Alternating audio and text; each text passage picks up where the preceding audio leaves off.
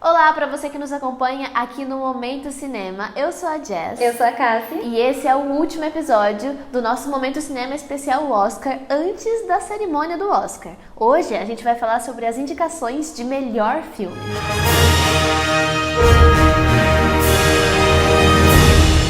E vamos começar com um dos títulos mais esperados da década. A gente está falando de Avatar, O Caminho da Água, de James Cameron. O primeiro filme teve tanto sucesso assim porque ele foi lançado em 2009 e também teve toda a tecnologia 3D por trás de toda a construção do filme, os efeitos visuais que foram espetaculares para a época e, é claro, marcaram uma geração inteira. Agora, falando do novo filme, O Caminho da Água, ganhou diversos prêmios, incluindo o Globo de Ouro de melhor filme em drama e melhor direção também, e o BAFTA de melhores efeitos visuais. Isso mesmo, Cassie. Avatar O Caminho da Água se passa 10 anos depois do último filme. É mais ou menos ali 10 anos depois também da produção, né? Já que foi em 2009, a gente conta mais ou menos 2019 para 2023. Mais ou menos ali um pouquinho depois de 10 anos. Mas então, o Avatar 2 se passa 10 anos na história, onde o Jake Sully vive com a Neytiri e a sua agora família toda construída na tribo Na'vi.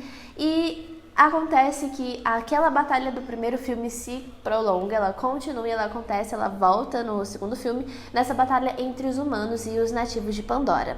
O que acontece? O Jake e a Neytiri e sua família, eles acabam sendo perseguidos, onde eles fogem do Coronel Miles, então a família acaba buscando abrigo com outras tribos de Pandora e eles vão acabar sendo refugiados pela tribo da água, os avatares da água, e é lá onde se passa a maior parte do filme. Tem toda uma história muito bonita de como eles se desenvolvem com a tribo que é totalmente diferente deles. É uma história entre relacionamentos interpessoais, tanto ali entre os membros da família, quanto eles e o ambiente, eles e os animais, eles e os outros avatares. E no meio disso também vem a guerra, né? O começo, a volta, na verdade, da guerra, e toda essa disputa entre o território e também entre poder.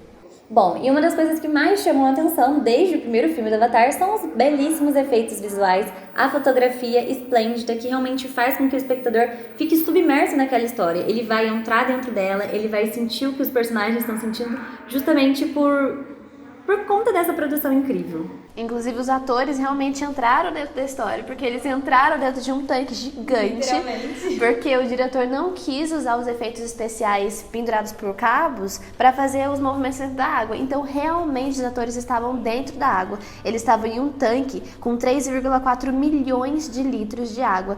E ali eles filmaram todas as cenas embaixo d'água. Então, foi realmente um desafio, mas trouxe toda essa imersão e uma coisa mais realística para as cenas do filme. O que é muito engraçado, porque Avatar em si é um filme que não é realista, né? Ele é fantasioso, mas ele trouxe a realidade para perto da gente de uma maneira que a gente nem sabia que seria possível. Isso também conta pelo 3D, porque os movimentos do 3D, essa tecnologia criada, a tecnologia utilizada, foi uma coisa muito inovadora, que realmente trouxe uma experiência, uma sensação totalmente diferente para quem assistiu no cinema. Bom, que o filme é um grande espetáculo, disso todo mundo já sabe, mas você acha que ele leva o prêmio de melhor filme? Let's get it done.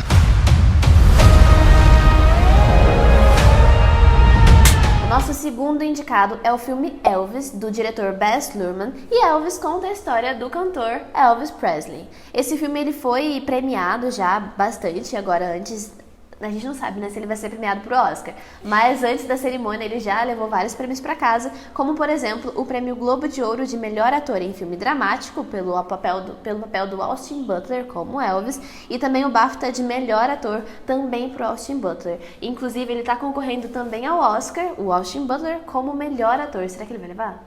É o que a gente quer saber. Agora vamos falar um pouquinho sobre o filme Elvis.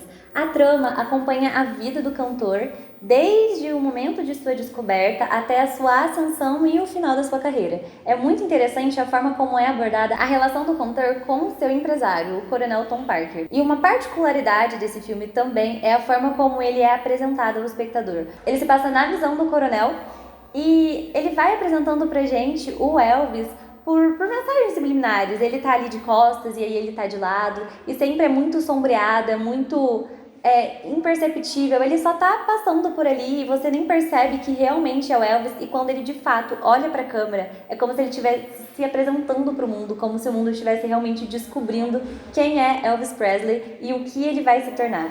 Então é um filme incrível, grandioso, digno de Elvis Presley, é claro. Com certeza. E além disso, o Austin Butler ele é totalmente consumido pelo personagem do Elvis. É a primeira vez que o Austin faz um papel grande desse jeito. E, bom, ele deu tudo de si. Dá pra ver que ele consegue realmente incorporar as feições, o jeito, o gesto, as características do Elvis como se fosse realmente ele. E eu acho que é por isso que ele tá tendo tanto destaque na academia, tanto destaque com os críticos e tá sendo indicado a melhor ator em várias premiações. E, bom, você acha que Elvis, pelo Austin Butler e também por toda a sua história, vai levar o prêmio de melhor filme pra casa? Everyone once told me, when things are too dangerous to say, sing. Nosso próximo indicado é Woman Talking, em português Entre Mulheres, da Sarah Polley. Bom, é um filme que no Brasil a gente não tá vendo muita gente falar sobre ele, embora seja uma obra que realmente causou muito impacto e muito barulho e tá sendo muito comentado no exterior. Ele foi nomeado um dos 10 melhores filmes de 2022 pela National Board of Review e também pela American Film Institute. Agora que a cerimônia do Oscar tá com data marcada, já tá todos os preparativos, na verdade, para a grande cerimônia, ele tá começando a ganhar certa relevância e certa visibilidade, porque não é possível que um filme indicado a melhor filme de 2022 seja tão irrelevante assim. Com certeza, inclusive ele trata de uma temática muito pesada e muito importante. O nome dele em inglês é Woman Talking e realmente o filme praticamente inteiro é uma conversa entre as mulheres. Ele é baseado no livro de mesmo nome, escrito pela Miriam Towell, e esse livro é inspirado em fatos reais que aconteceram em uma colônia de Manitoba que fica na Bolívia. Nessa colônia, as mulheres, todas as pessoas da colônia, na verdade, viviam uma maneira de vida assim, sem tecnologia.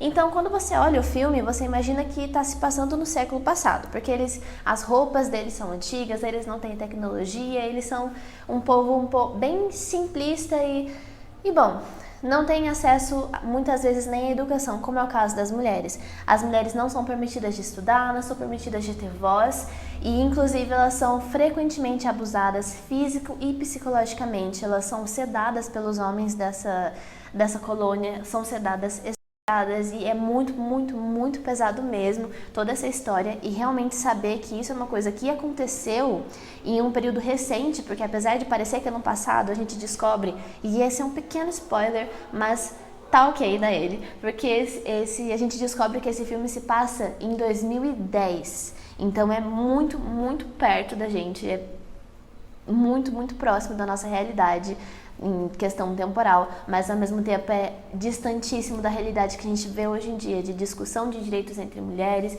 de discussão feminista e bom, é muito triste ver essa história e ver que ela pode realmente ser verdade. Chega a ser claustrofóbico, porque a gente vê mulheres presas em um convívio onde elas não têm para onde recorrer, elas não têm para onde fugir, elas não têm muito o que fazer para fugir dessa realidade que elas estão aprisionadas ali. E ali são mulheres que só podem contar umas com as outras. E às vezes nem isso, porque elas estão dentro de uma sociedade onde elas precisam ser vistas não como companheiras, não como aliadas, mas talvez até como inimigas, como uma que precisa derrubar a outra. Porque esse é o conceito, na verdade, do patriarcado. É assim que ele funciona, é assim que ele mantém oprimida e diminuída a essência de cada mulher.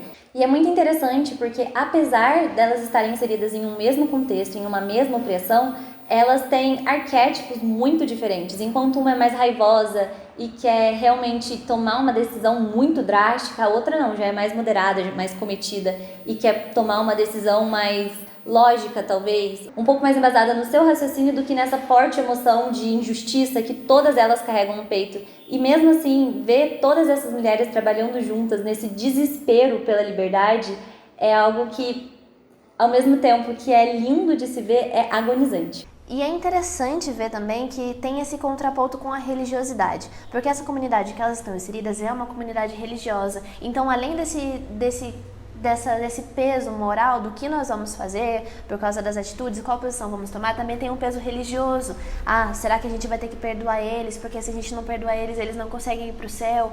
Elas estão inseridas desde pequenas, os filhos, toda a família delas está inserido nessa realidade desde muito tempo. Então, às vezes pra gente conversando parece uma coisa estranha de se pensar, mas para as mulheres inseridas naquele contexto, e é uma situação que é realmente uma preocupação para elas, é uma coisa a ser discutida, é uma coisa relevante para elas. Apesar de aqui no Brasil não ser um filme tão comentado quanto deveria, as atuações das atrizes Clary Foy e da Jessie Buckley foram muito elogiadas, assim como a direção da própria Sarah Polley. Agora resta a pergunta, será que o filme leva o Oscar? Where I come from, where your mother comes from, we didn't talk about our bodies. O nosso próximo indicado é o filme Nada de Novo no Front, do diretor Edward Berger. Esse filme ele tem na Netflix, inclusive ele foi bem comentado quando saiu na Netflix, e ele já tem vários prêmios muito legais, como por exemplo o BAFTA de melhor filme estrangeiro, melhor direção, melhor trilha sonora original e melhor roteiro adaptado. Arrebatou o BAFTA, né? Ele pegou vários ali, ó. Ele foi no BAFTA e falou, não, podem ficar, esse daqui é tudo meu. Além do BAFTA, ele também ganhou o European Film Awards para melhores efeitos especiais. Agora falando um pouquinho sobre o filme, ele é uma adaptação do romance de mesmo nome, do Éric Maria Remarque. O romance foi lançado em 1928, só que ele traz uma proposta diferenciada. Ele vai mostrar o contexto da Primeira Guerra Mundial, mas no ponto de vista dos soldados alemães, que estavam ali para seguir ordens, mas também depois de uma grande lavagem cerebral, de um patriotismo que foi enfiado na cabeça deles, e que ele prova isso muito bem no filme. A gente vai acompanhar a trajetória do adolescente Paul, de apenas 17 anos, que se voluntaria para o exército junto com os seus amigos, porque eles estavam tomados por esse sentimento de patriotismo, eles estavam buscando aquela glória de ser um herói de guerra e de buscar talvez um propósito para a sua vida, para o seu significado. E quando ele chega de fato no campo de batalha com o peito cheio de vontade de guerrear, de provar o seu valor,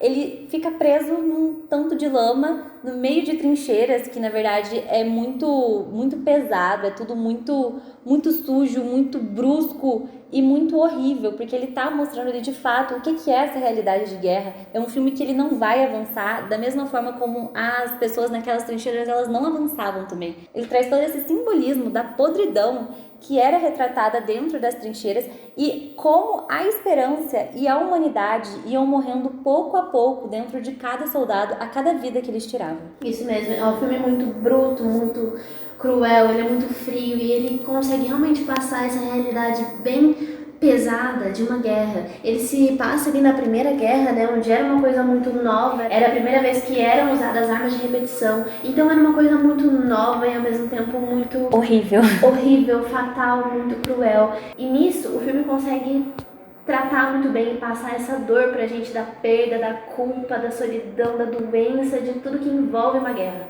Toda essa angústia, ela é muito bem retratada na sua fotografia. A cena em que o protagonista, o Paul, ele começa a chorar, o rosto dele está coberto de lama. Então é como se a guerra estivesse falando para ele que não, ele não tem o direito de chorar, porque ali ele deixou de ser uma pessoa. Ele é um número vestido um uniforme que está ali para poder eliminar outros números. E ele se limita a isso naquele momento e muito provavelmente ele jamais conseguiria recuperar toda a pessoa que ele um dia trabalhou tanto para ser. Essa desumanização dos soldados, né? É eles sendo tratados realmente como número, como massa e como objetos da própria guerra. Essa guerra é como se fosse uma ópera. E aqui eu estou citando uma frase, né?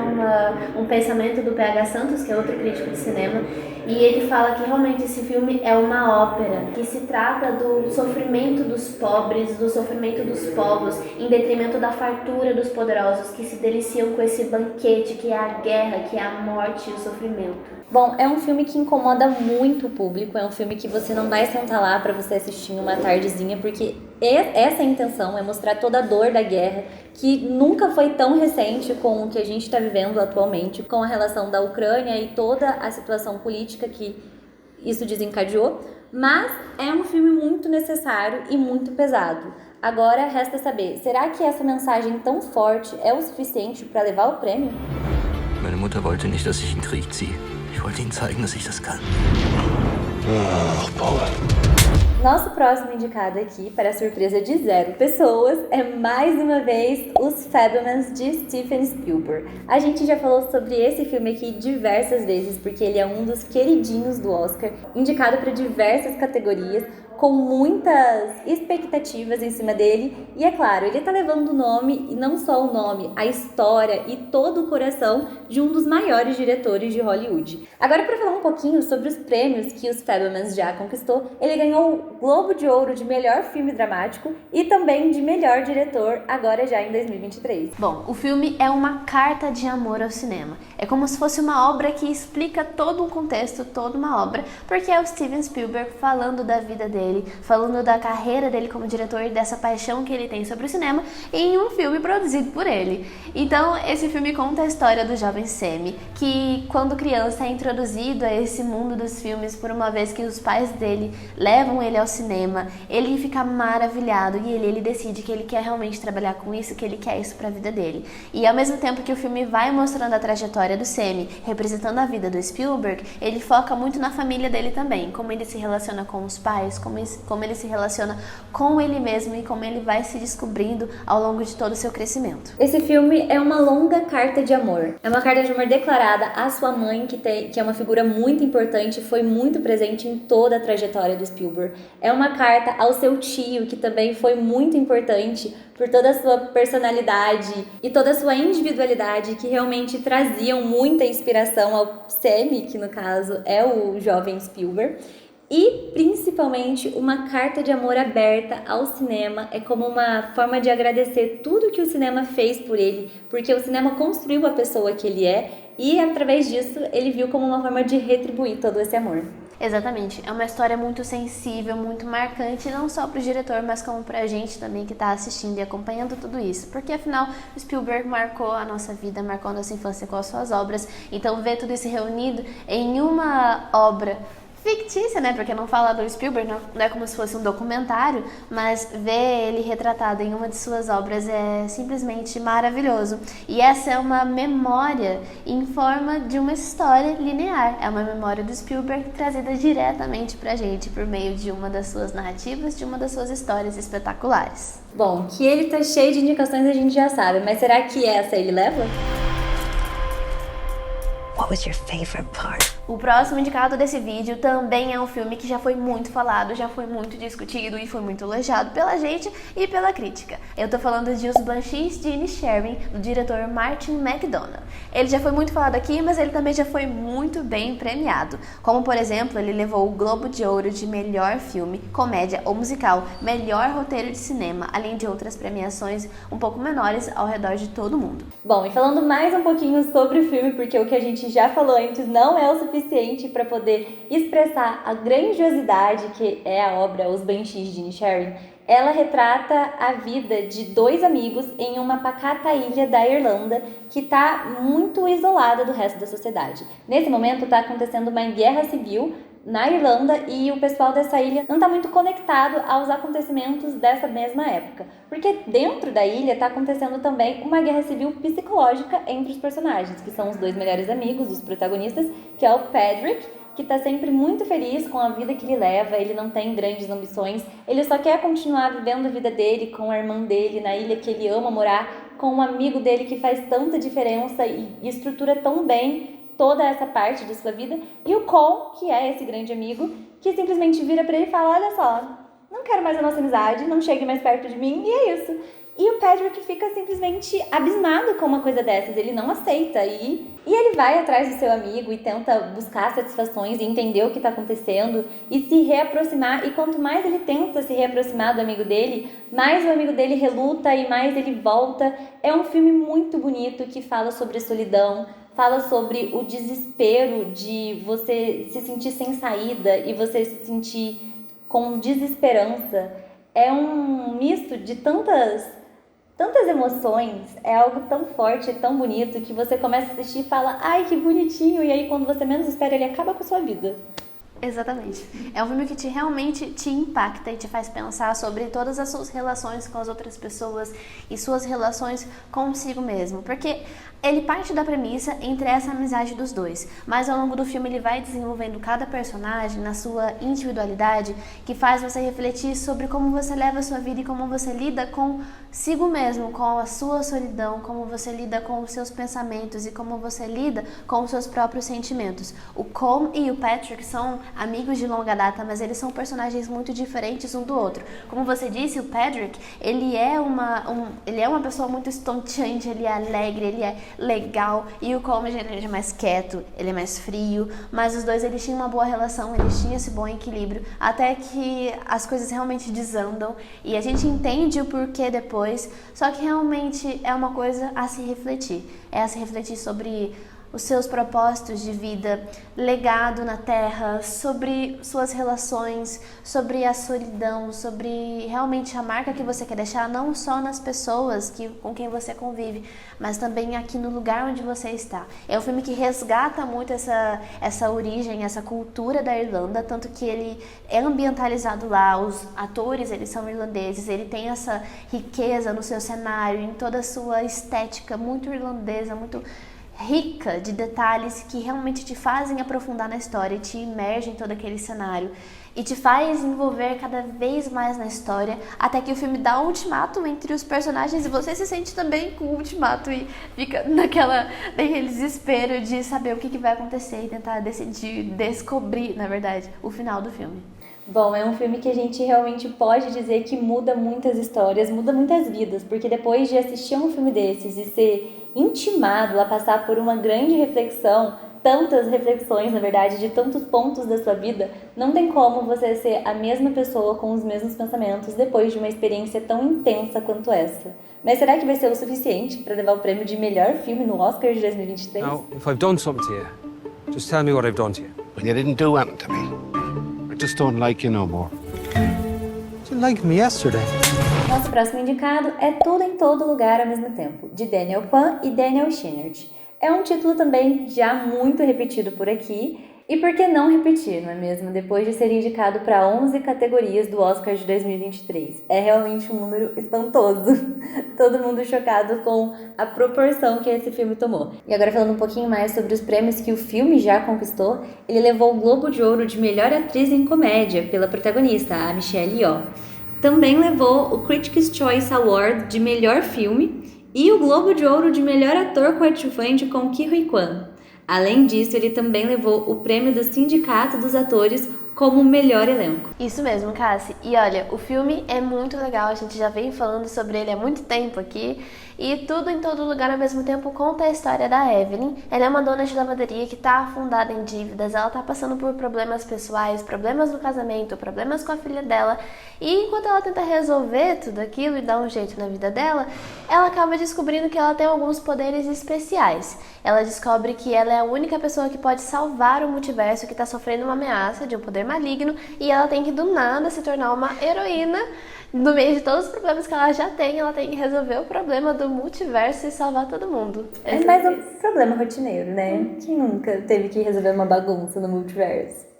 Bom, e é um roteiro muito criativo, que dá muitas aberturas, na verdade, para serem trabalhadas, que inclusive foram muito bem trabalhadas por toda a equipe da produção, desde os diretores até os atores. Não é à toa que os atores também estão sendo muito premiados, e é um filme também muito aclamado ao público, o que é difícil para filmes de Oscar, porque normalmente filmes de Oscar seguem um padrão muito específico, onde tem sim uma crítica, uma reflexão, mas que normalmente não rende bilheteria, não rende essa aclamação do público que a gente tá vendo em todo lugar ao mesmo tempo.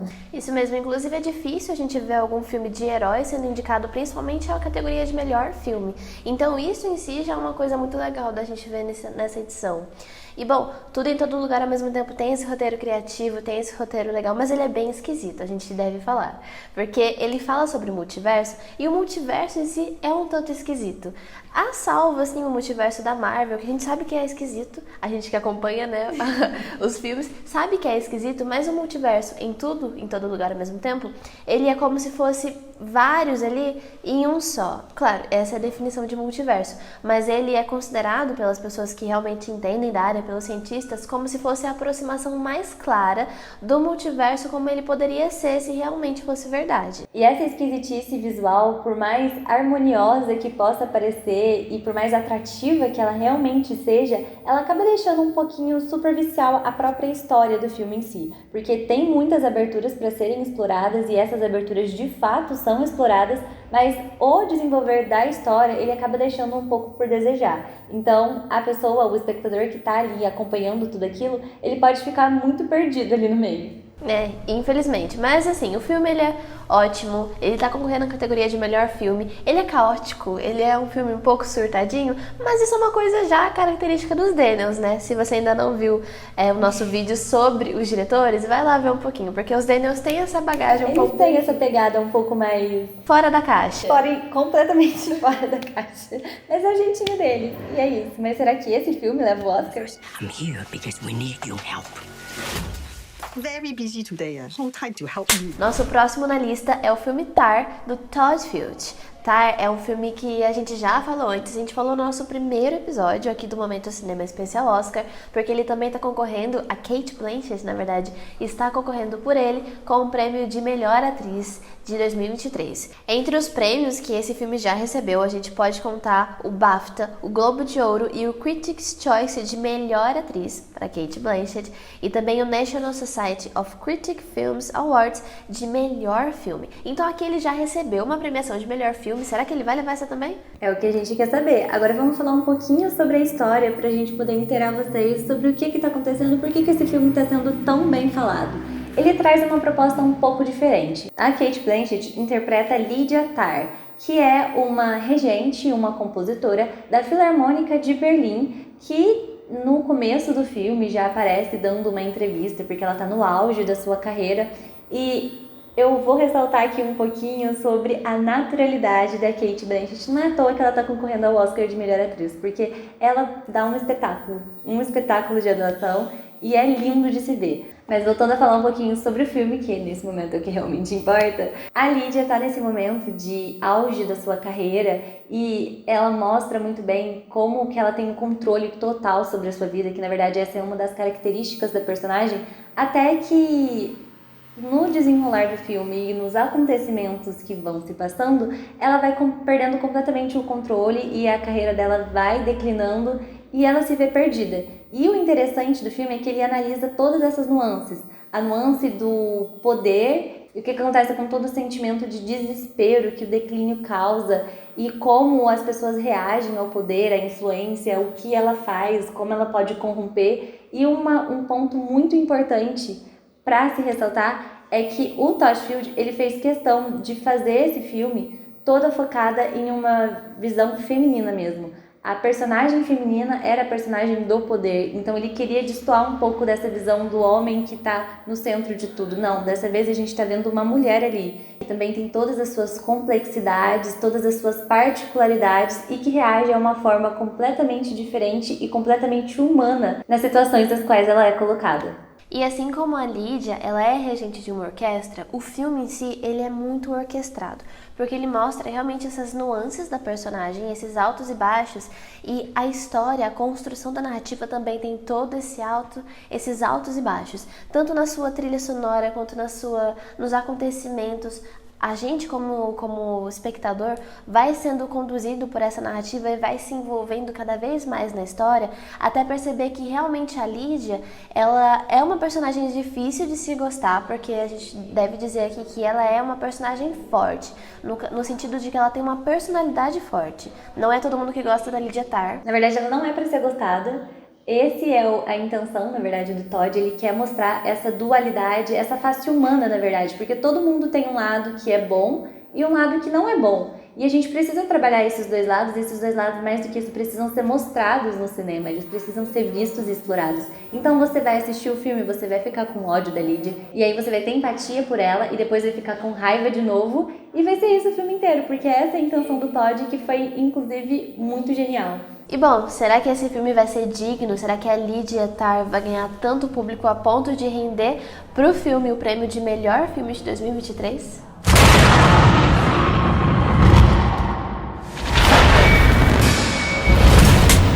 indicado é um filme bem polêmico. A gente tá falando agora de Triângulo da Tristeza, do Ruben Östlund. É um filme que tá dividindo muitas opiniões.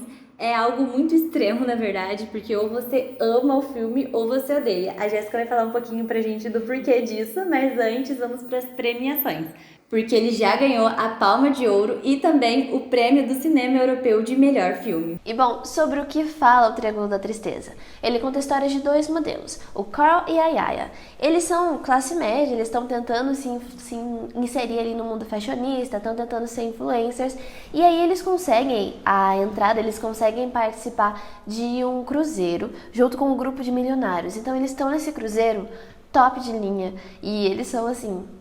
Eles estão encaminhando para ser alguém, mas eles não são tão conhecidos assim. E eles têm que se inserir nessa nova sociedade, tendo essa diferença estrutural em contraponto com a vontade que eles têm de passar uma imagem de que eles são muito bons, de que eles são ricos, de que eles têm que surpreender os outros para eles conseguirem se elevar na carreira deles e conseguir uma posição de destaque.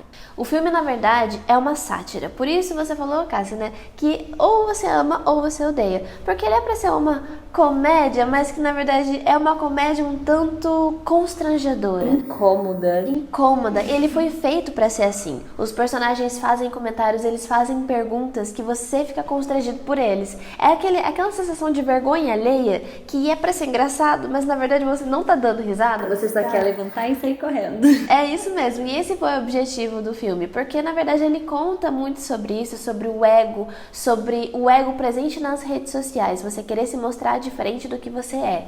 Então os personagens principais falam muito disso e eles colocam isso muito explícito de uma maneira que você consegue relacionar essa realidade totalmente fictícia com a vida que você vê aqui fora, né? Você consegue enxergar isso na estrutura das redes sociais, dos influenciadores digitais. Então ele é um filme meio de comédia, mas ele também é uma crítica muito forte para esse mundo. Exatamente, é uma crítica principalmente à sociedade do espetáculo, que é toda construída à base de likes e de influência e de quantos seguidores você tem e por que só isso? E será que eu tenho relevância se eu não for vista e se eu não for adorada? Por isso essa busca tão forte pela validação. Então o filme, ele vai construindo uma sociedade que mostra ao público ser extremamente frágil e depois de um certo ponto ele rompe completamente essa sociedade, ela vai se desconstruindo de forma muito brusca. Inclusive isso é um ponto também da crítica negativa do filme, porque ele não tem um sequenciamento, um ritmo, na verdade, como os filmes usuais. Ele não tem esse desenrolar da história que é um pouco mais lento, ele é muito brusco, ele tá te apresentando uma coisa aqui agora e daqui a pouco pronto, ele já mudou e agora ele tá falando de um outro ponto, de uma outra coisa. Então algumas pessoas ficam um pouco perdidas nessa mudança de ambiente, essa mudança de sensações muito rápidas, mas é o que o diretor queria passar justamente para poder mostrar essa ideia de rompimento brusco de uma sociedade que já era frágil. Isso mesmo, ele fala muito sobre essa transição entre poder e realmente a realidade, porque quando essa sociedade se rompe, o jogo inteiro é invertido, e essa relação de poder e influência é totalmente invertida. As pessoas que menos têm poder são as que mais são influentes, e as pessoas que a gente achava que eram as poderosas são as que mais estão sendo prejudicadas ali naquela situação. É uma proposta muito ousada e muito diferente. Agora basta saber se vai levar o prêmio. It's H&M! Yeah! Balenciaga! H&M! Balenciaga! O nosso último filme citado aqui nessa lista de concorrentes a melhor filme de 2023 no Oscar é um filme muito querido pelo público, inclusive pela Cassie. Ele se chama Top Gun Maverick, dirigido pelo Joseph Kosinski. E bom, como eu falei, ele é bem famoso, foi bem aguardado depois de 36 anos? 36 anos da gravação do primeiro filme. Muito louco. E assim, foi muito aguardado, ele já juntou vários fãs desde aquela época, e isso também rendeu várias premiações pro filme. Ele foi premiado pelo Satellite Awards de melhor filme dramático, melhor som e melhor fotografia. Além disso, ele também ganhou o prêmio do Sindicato dos Atores de melhor elenco. E não é pra menos, né? Porque um dos participantes desse elenco é o Tom Cruise. Bom, e assim como a gente tem um intervalo de tempo entre as gravações, a gente também tem um intervalo de tempo de 30 anos na própria história. Voltando um pouquinho, porque não tem como falar de Maverick sem falar do primeiro Top Gun, que foi revolucionário também, foi muito aclamado na década de 80, quando ele foi lançado. Ele vai continuar com a história de Pete Mitchell, o Maverick, que depois de 30 anos continua ainda como um capitão de aviação que não teve a carreira decolada como seus outros amigos, como seus outros parceiros na sua época, que ainda está fazendo voos de teste, ainda está batendo de frente com seus superiores e ainda sendo Maverick de 30 anos atrás. Acontece que ele irrita um pouquinho a mais os seus superiores, o que faz com que ele volte para Top Gun como um professor. A intenção ali é que ele treine os melhores e mais jovens aviadores que a Top Gun já formou para que eles participem de uma missão que é quase como suicida mesmo. É uma missão extremamente difícil com baixíssimas chances de sobrevivência. Só que Maverick chega ali disposto a não perder nenhum piloto. Então Maverick chega ali com um fator humano muito visível, porque ele não está disposto a perder ninguém e a trama fica um pouco mais interessante até quando ele descobre que um dos seus alunos é ninguém menos do que o filho de seu ex-companheiro de aviação. Uma curiosidade bem legal, Cassie, é que Maverick significa... Ele é uma palavra que tem um significado, é o nome do personagem, mas tem um significado daquela pessoa que é um tanto rebelde. É uma pessoa rebelde que não se deixa influenciar pelas regras ditadas por um grupo, mas ao mesmo tempo é aquele rebelde autônomo que busca melhoria, que busca trazer uma coisa de diferente para a realidade que ele está inserido.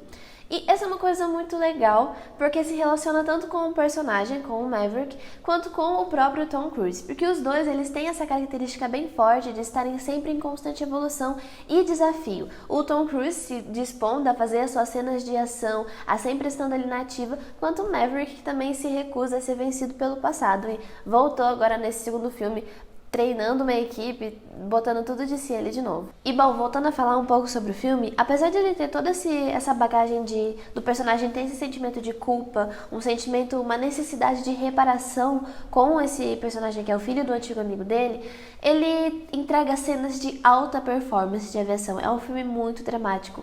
Ele entrega tudo, literalmente tudo. Ele também tem um alívio cômico, né? Até porque nem tudo é tristeza, nem tudo é drama e lágrimas. E ele tem esse anseio por desafios, tanto o personagem quanto o filme. O filme vai se desafiando e, bom, será, Cassie? Será que ele leva o prêmio? What the hell? Good morning, aviators. This is your captain speaking. Bom, e esses foram os indicados para melhor filme do Oscar de 2023. O nosso quadro fica por aqui e nos vemos agora depois da cerimônia do Oscar. E aí, quem será que vai levar? Tchau, tchau! Até mais!